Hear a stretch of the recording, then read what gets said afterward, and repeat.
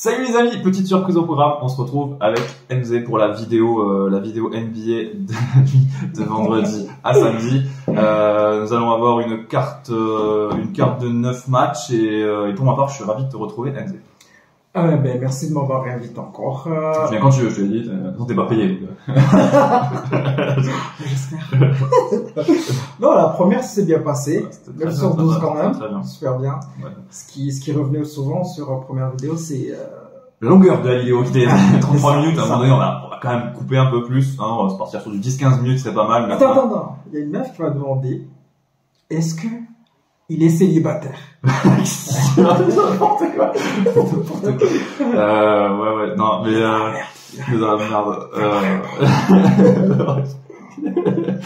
mais ouais, non, la dernière vidéo était plutôt bien sympa et t'as eu de bons résultats si je ne m'abuse, non? Oui, 9 sur 12. 9 sur 12. Extrêmement bien. 9 sur 12. Pour ma part, c'était un 6 sur 12.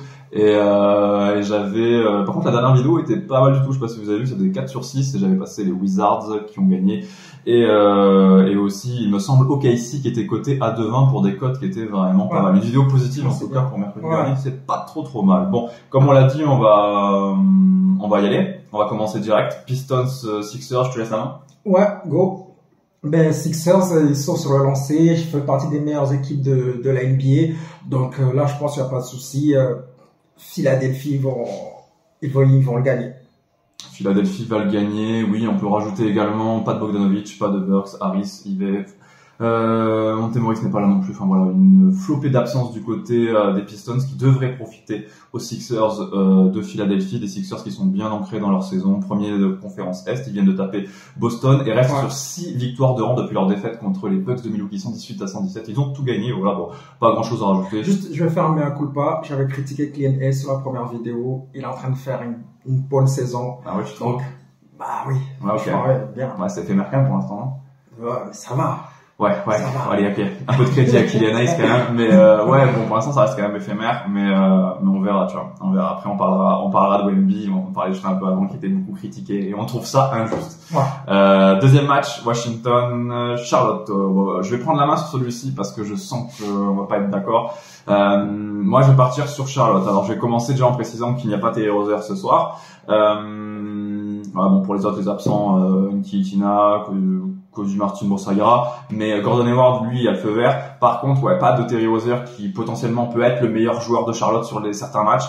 Mais moi, je peux pas parier sur Washington favori. Comme je l'ai dit lors de la victoire des Wizards qui sont allés taper les Hornets. Voilà, c'est une équipe trop faible pour la mettre favorite et je pense que Charlotte a le répondant pour gagner cette rencontre. En plus, la cote est à 2. Moi, je trouve ça plutôt pas mal. Contredire, je pense. Chez Charlotte, il y a 5 joueurs absents. Ouais, mais on est en NBA. Ouais, arrête, on est en NBA. Mais quel joueur absent? Arrête 2 secondes. À part Terry Rozier, vas-y. Là, par contre, là où tu as raison, c'est Washington, c'est la pire défense de la NBA. 128 points encaissés par rencontre. Voilà. Mais, au bilan, ils sont à 5-2 les deux. Ouais, les deux sont 5 depuis. Ils sont 5 défaites. C'est un match qui peut servir de levier aussi. Donc, moi, quand je regarde, ceux qui sont pas là, je suis désolé, je suis obligé de partir sur Washington. Ouais. Moi, ce soir, je vois sur Washington, et quand je regarde la cote de Washington, elle est belle aussi. Je peux pas passer à côté de celle-là. Donc, moi, je pars sur Washington. Vous allez voir ce qui va se passer ce soir. Ok. Il est trop confiant, ce garçon. Mais oui, bien sûr. Je suis obligé. La première, j'étais bien. Donc, je suis obligé. Ok. Bon, go, vas-y. Moi, je pars sur Charlotte et toi sur Washington. Sur Washington, on est d'accord. Troisième rencontre. Brooklyn. J'allais dire un intéressant Boston-Brooklyn. On va pas partir quand même sur un intéressant Boston-Brooklyn. Ça va être quand même, je pense, une victoire de Boston, d'autant plus que cette équipe a été piquée avec cette défaite contre Philly. Pour ma part, je verrais bien un succès de Boston. J'étais en train de regarder l'écart de points. À la limite, je partirais ouais sur Boston gagne de 10 points ou plus à 1,60. Pour ma part, ça me paraît plutôt pas mal. Bon, ce qui est sûr, c'est que Boston va gagner. Brooklyn, il y a Ben Simmons qui est toujours blessé. Donc cette équipe, vraiment, Incertain ce soir. Incertain. Ce soir, incertain. Ok. De toute façon, même avec lui, ça sera compliqué. Donc, je pense que Boston va prendre. Boston toujours avec une TD Garden, et voilà, comme on l'a, enfin, je pense que en termes de, voilà, ils vont vouloir prendre leur revanche et ça devrait le faire tous les jours. Après, à voir si l'écart de points sera possible. Bien sûr. Ouais, ça pourrait quand même le faire. Quatrième match de cette carte, Houston-New Orleans. Alors là, je vais juste commencer un petit préambule sur les absences parce que c'est très important. Du côté de New Orleans, parce que vous allez vite comprendre les cotes parce qu'elles sont vachement rapprochées. Vous vous dites putain, c'est bizarre quand même parce que New Orleans, New Orleans normalement tu te dis c'est bien supérieur à Houston, mais voilà, du côté de New Orleans, il n'y a pas CJ McCollum. Marshall est incertain, Marshall et Tutu, il ne devrait pas jouer. Et Zion Williamson est lui incertain, donc ça fait beaucoup de monde blessé. Et du côté de Houston, par contre, le Turk Sengun est incertain. Lui qui réalise probablement le meilleur début de saison du côté des Rockets. En tout cas, c'est la belle surprise, ce petit sophomore. Victor Oladipo toujours absent et le rookie Thompson qui lui est forfait. Voilà, il y a une flopée d'absence sur cette rencontre. Moi, pour ma part, je vois quand même un succès de New Orleans qui est supérieur à Houston. Ouais. Il faut peur Houston, c'est sûr, ce match est piège. Ouais, voilà. Moi, sincèrement, je partirais sur Houston. Parce que, on sait leur dernier match contre Minnesota. Ok, Minnesota, c'est une bonne équipe, mais j'ai vu, ils étaient out, quoi. Donc, pour moi, j'ai pas trouvé une équipe. Ingram, il était, je sais pas si c'est l'effet championnat du monde de basket, mais j'ai trouvé cramé de ouf. Ouais, Ingram, il semble cramé aussi, ouais. Alors que Houston, ils sont feu, ils ont gagné leur dernier match, ils sont en feu. En fait, donc moi, sur la dynamique, je vois bien Houston prendre ce soir. Ok, tu vois une victoire de Houston? Ah ouais, franchement, ouais. Ils sont impressionnants. Je me souviens, trois premiers matchs, on commence à se dire, ouais, ils sont catastrophiques. Oui. On retrouve le bon vieux Houston des dernières années. Exactement. Ça perd, on est content. 14e, 15e. Et les jeunes, ils jouent. Il y a un coach, tu vois que le coach, il a mis quelque chose en place. Non, il y a une chimie, c'est top, c'est vraiment, c'est vraiment jouer Houston ce soir, quand même. Puis Houston qui reste sur 4 victoires de rang. Ouais. C'est impressionnant. Et puis New Orleans reste sur 3 défaites de rang. C'est pour ça que je comprends pas pourquoi tu mets New Orleans. Parce qu'il faut se prononcer, honnêtement, cette rencontre, si j'avais à ne pas la commenter, je la commenterais pas. Il y a trop de pièges. Mais New Orleans, pour moi, sur le paplard, c'est quand même... Sur les dernières dynamiques, New Orleans perd, Houston sont sur une ligne de fou malade. Temps réglementaire, New Orleans, tu peux la retrouver jusqu'à un 80. Donc ça me paraît quand même pas mal, quoi, tu vois. Mais Houston est underdog, faut pas l'oublier, et outsider aujourd'hui, et va se pointer avec une cote à 2-10, 2-15. C'est quand même New Orleans le favori. Ouais, mais moi je vous dis, ça serait Houston qui va gagner ce soir. Je vois pas pourquoi il gratterait ce coach-là de vraiment s'imposer. Bon, ok. On verra bien. En tout cas, on bascule dans le Tennessee sur la route de Memphis où les Grizzlies reçoivent le Jazz de Utah pour la 5e rencontre de la soirée qui marque le milieu de cette carte NBA. Memphis-Utah. Je vais prendre la main comme ça, je te laisserai la main sur le San Antonio, Minnesota. Memphis-Utah. J'ai envie de dire, Memphis rencontre enfin une franchise un peu plus bidon qu'elle, quoi. Il y a vraiment moyen de faire quelque chose contre Utah. Non, mais c'est triste de dire ça. Memphis, quoi. Non, mais c'est triste parce que Memphis, quand même, c'est 2e de conférence Ouest l'année dernière. C'est quand même une sacrée équipe, mais bon, voilà, on va pas se mentir. On sait qui c'est, là. Voilà, c'est tout. Il y a pas de Ja Morant, c'est normal. Leur leader n'est pas là. Ils sont, voilà, manque de repères pour Memphis. C'est très compliqué. Bilan très solide pour les Grizzlies à la maison, 0 victoire, 4 défaites. Et pas du tout solide du tout, mais Memphis à la maison, j'espère pour eux qu'ils peuvent battre une équipe de Utah qui reste sur 4 défaites de rang et qui, elle, contrairement à Memphis, ne joue rien cette saison. Franchement, c'est un match à ne pas regarder, ça serait celle-ci, je ne mentirais pas. Franchement, match éclaté. Allez dormir. Mais si on dans un pronostic, moi je vois bien Utah quand même le prendre parce que malgré tout ça, il y a quelque chose de petit. J'aime bien les gens, ça court vite, ça klaxonne. Tu veux Utah? Moi je veux Utah. Okay. Moi je veux Utah. Toi t'es dans la surprise aujourd'hui. Tu t'es dit j'y viens pour surprendre. Non, j'ai bossé. J'ai bossé. Toi j'ai bossé. Je me suis dit j'ai bossé, j'ai regardé des trucs, je me suis dit Utah quand même ils vont le prendre. Ok. Ils sont à domicile en plus. Non, c'est Memphis à domicile. Memphis à domicile. Ah bah voilà, comme quoi t'as bossé, tiens, hein. Comme quoi t'as bossé. C'est très dur. Ouais, ça a bossé, genre. Ouais, mais si Memphis à domicile. Ouais, non, Utah, quand même. Ouais, parce que Memphis l'année dernière, si je dis pas de bêtises, de mémoire, c'est 34 victoires, c'est défaite à la maison. Tu me parles de l'année dernière. Avec Ja Morant, bien entendu. Ouais, c'est scandaleux. Ça fausse tout, ouais. Voilà. San Antonio, Minnesota, comme je te promis, je te laisse la main. Franchement, je sais même pas si on va s'attarder. C'est vrai qu'il y a... Oh non, franchement, c'est vrai qu'il y a Rudy Wemby. Mais on a travaillé sur cette vignette quand même. Oui, je sais bien, mais moi je suis là pour vous dire la vérité. Comme d'habitude, je suis babé, donc je vais vous dire la vérité. En vrai, il y aura pas game. Si tu me dis on va faire du suspense longtemps, ouais. Ça joue à San Antonio quand même. Meilleure défense de la NBA. Minnesota, ouais. Sans doute pas moyen de pire. San Antonio fait partie des 2 dernières équipes de la NBA avec Washington. Ouais. Je vois pas comment il va pas avoir game. Là, on est juste là pour regarder Wemby jouer. Moi, je vais le regarder. Ok? Parce qu'il y a Wembanyama, parce qu'il y a Rudy Gobert.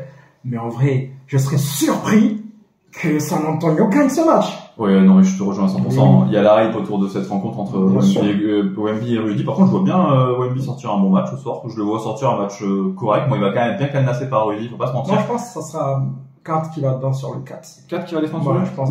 J'espère pas en tout cas. C'est pas les grands qui défendent sur Wemby, c'est toujours les... Ouais, mais j'espère pas. Putain, si 4, il défend pas super non plus bien, je crois. Oui, c'est sûr. Je peux faire Rudy, il est meilleur défenseur. Mais non, jamais aucun intérieur défendu sur Wemby, je crois. Ok. Enfin, Wemby ne défend pas sur les intérieurs, en tout cas. Ok, bon, go. Puis, moi, pour avoir Minnesota, cote à 1,40, ça me paraît plutôt, ouais, franchement, là, plutôt bien payé. Si vous aimez votre argent, ne mettez pas sur San Antonio.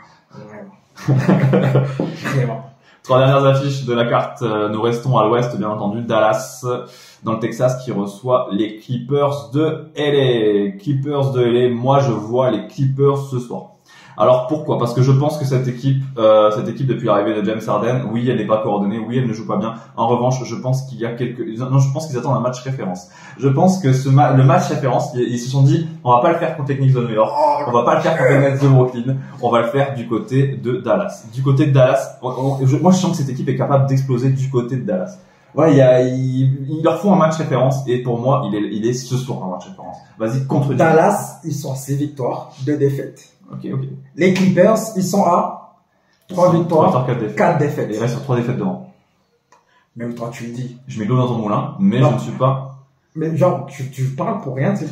Non, je parle pas pour rien dire, mais tu es en train de me dire que les autres, ils sont en train de faire que perdre, et les autres sont pires que chaud. Oui, mais après, je suis pas terminé. Dallas reste sur une défaite très inquiétante pour ma part contre les Raptors de Toronto, 118-127, qui pourraient marquer le pas, prochainement. Ok. Mais Toronto n'est pas Clippers, quand même, d'accord. Clippers est quand même au-dessus de Toronto. Large. Oui, sur le papier. Très large. Mais maman, sur le terrain, Toronto sont meilleurs. Ouais, sur le terrain, oui, il faut des automatismes. Oui. Harden, ça fait une semaine qu'il est là. Je pense que vraiment, cette rencontre, ils sont capables de... Je crois qu'ils sont toujours en road trip, les Clippers. Ils sont toujours pas rentrés à la maison. Non, toujours pas. Bah, ils sont pas eu le temps de voir ce qui se passe. Ok, moi je vois Clippers. Ok, moi je vois Dallas. Il voit Dallas. Phoenix, Los Angeles. L'avant-dernière affiche de cette carte NBA.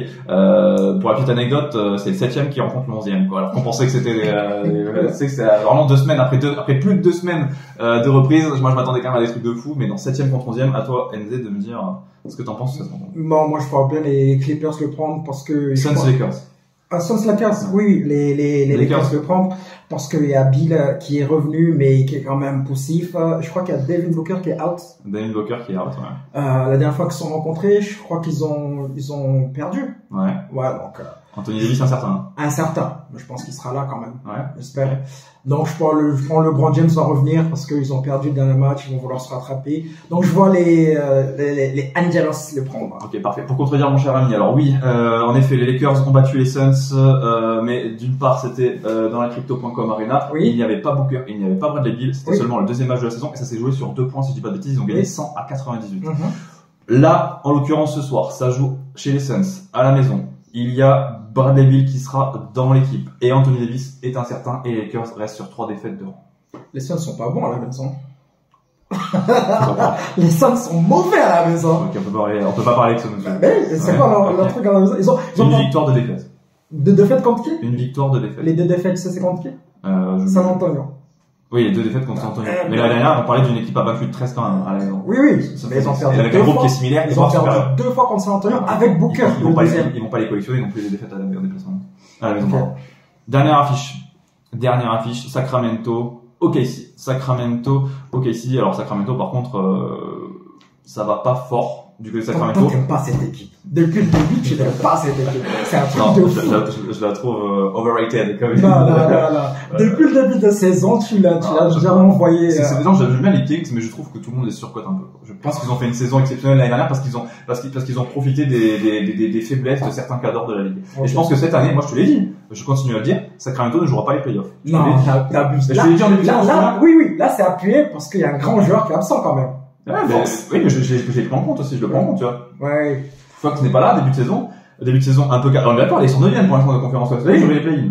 Oui, mais parce que il y a Fox qui n'est pas là. Ouais, Tu dois quand même une vingtaine de points. Ouais, enfin, moi, il m'inquiète quand même. Je sais pas si tu vois un peu ce qu'ils ont fait contre Houston.